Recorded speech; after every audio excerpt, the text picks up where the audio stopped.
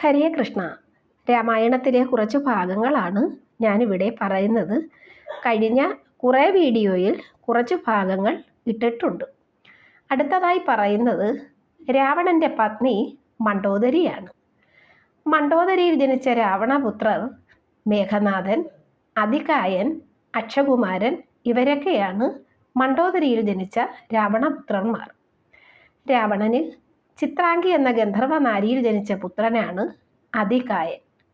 അതികായന് മായാവിദ്യ ഉപദേശിച്ചത് മഹാദേവനാണ്. അതികായന് ബ്രഹ്മാവ് നൽകിയ വരം ദാഹമോഹാദികൾ ബാധിക്കില്ല എന്നാണ് ബ്രഹ്മാവ് നൽകിയ വരം. അതികായനെ വധിച്ചത് ലക്ഷ്മണനാണ്.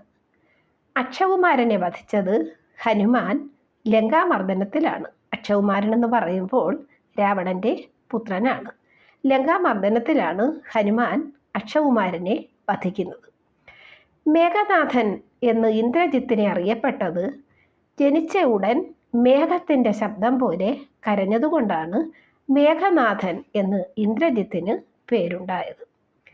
ഇന്ദ്രജിത്തിനെ മായാവി എന്നും അറിയപ്പെടുന്നത് മഹാദേവനെ ഗുരുവാക്കി എല്ലാ ജാലവിദ്യയും വശമാക്കിയതിനാലാണ് ഇന്ദ്രജിത്തിനെ മായാവി എന്നും അറിയപ്പെടുന്നത്.